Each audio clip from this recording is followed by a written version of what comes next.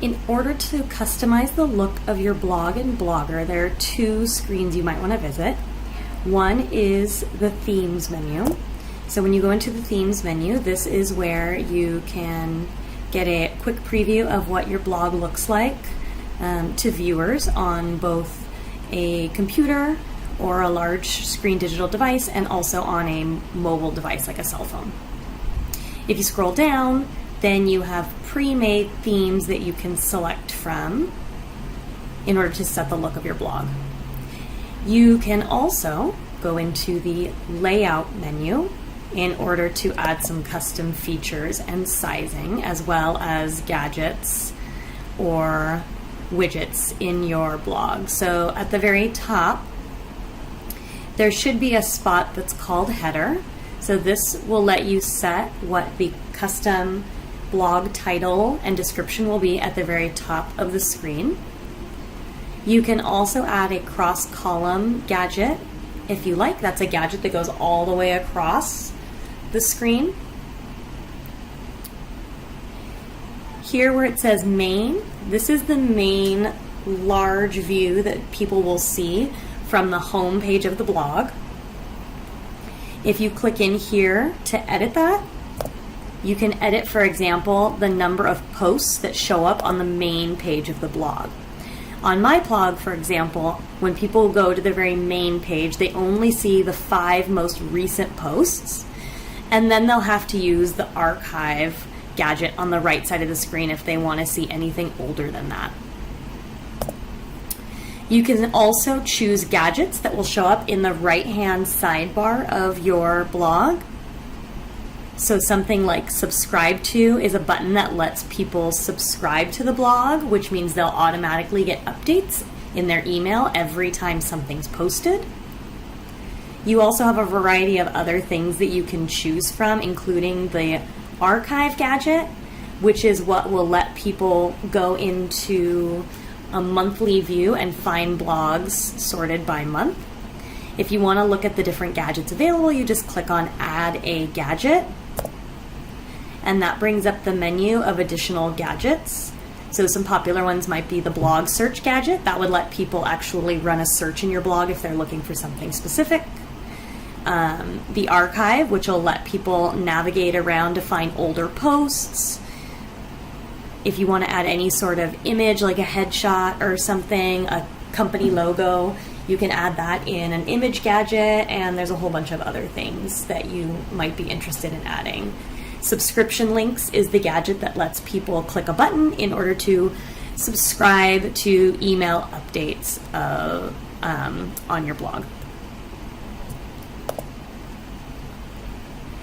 If you scroll all the way to the bottom, you'll also see the footer, so you can edit your blog footer there if you want some kind of contact information or note that your readers will always see in the footer of the blog page.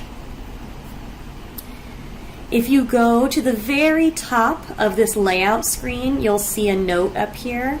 The last link in that note is called Theme Designer. You can click on Theme Designer if you want to do some additional customizing of your blog. So you can choose a color theme for your blog.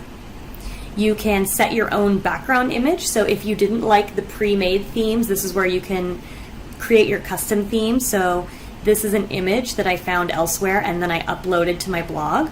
This is the color scheme that I'm using on my blog. I can also go to adjust widths. This lets me adjust the width of either this main reading panel or the right sidebar panel here. So you can either slide to adjust the pixels and you'll see that adjust automatically. So there you can see that that reading panel is adjusting to fill in more of the screen. You can also just type in the pixel size that you want on that blog screen. You can also adjust the right sidebar in the same manner. So if you want that right sidebar to be wider or smaller, you can do that as well by dragging or typing in pixels. And you can also just reset to the theme default here if you don't like the way that you've customized it, and just start back with the theme default.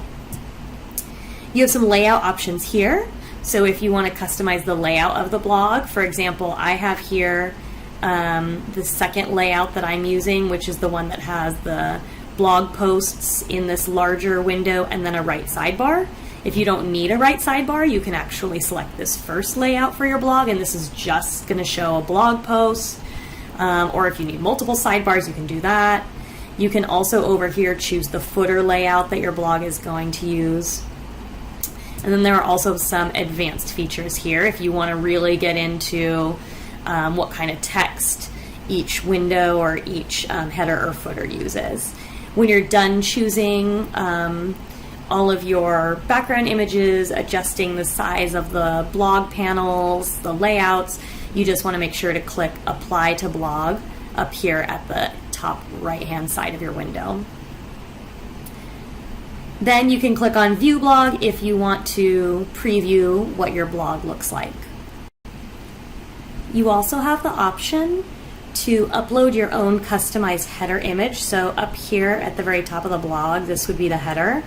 If you want to go further than just typing a title into that header space and you want to upload your own custom graphic, you would start by first having that graphic saved to your computer.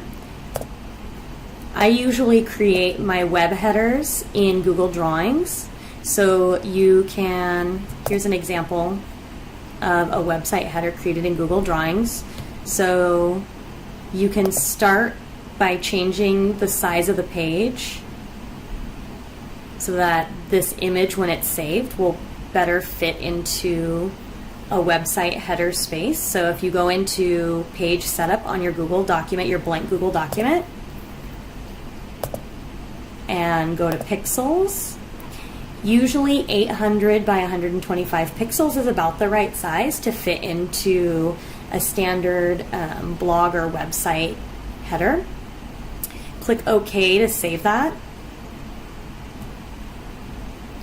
And then add your images and your text into your Google Drawing in the way that you would want them to look on the header. From here, I would go to File, and then I would download this as a JPEG. In Drawings, if I download this as a JPEG as it is, this checkered space will just become a white background. If you want to change the color of the background, you can do that by right-clicking on the background and then changing the color.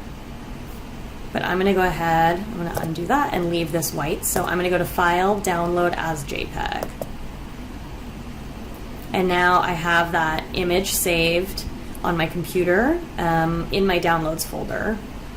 So I'm going to go back to my blog now, and I'm going to go back into Layout, and I'm going to go down to the header, and I want to edit my header.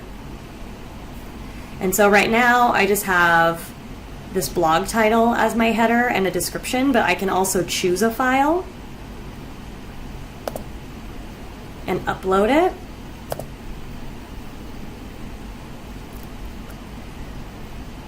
There's my website header.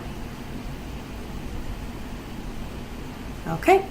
And then I can choose to either drop that header behind my title and description that I already have, or I can replace the title and description, or I can use the description after the image. I'm just going to go ahead and replace both of these with my header image, and then save.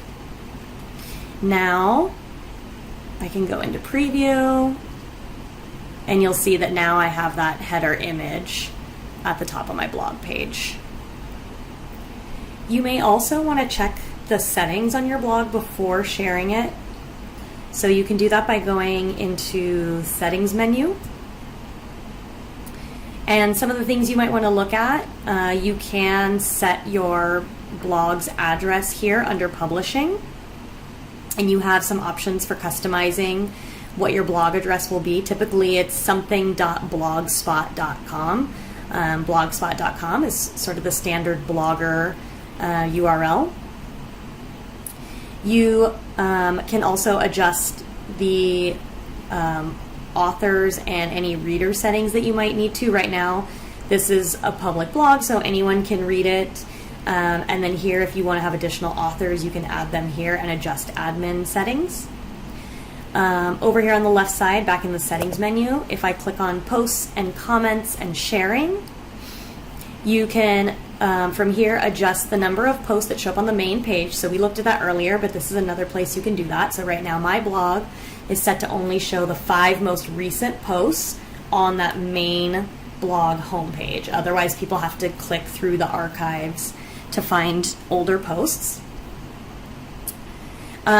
This is also the place where you can moderate whether your readers are allowed to comment on your blog. So if you want people to be able to comment, you would adjust that. But if you don't want people to comment, you might want to turn that off. You also have moderation options. So if you do allow people to comment on your blog, you have the option of saying that you would prefer to approve those comments before they go live on the blog.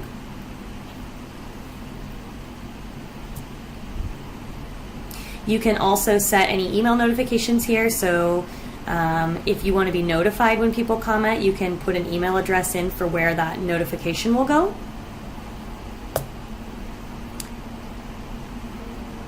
You also, if you need to do any search preferences and set up how the blog can be searched online, you can do that here. And then you also have some additional settings here under Other. If you ever are going to delete or remove your blog from the web, you can do that here under the Other settings. And those are some of the main settings that you might want to look at before you publish your blog and share it with your readers.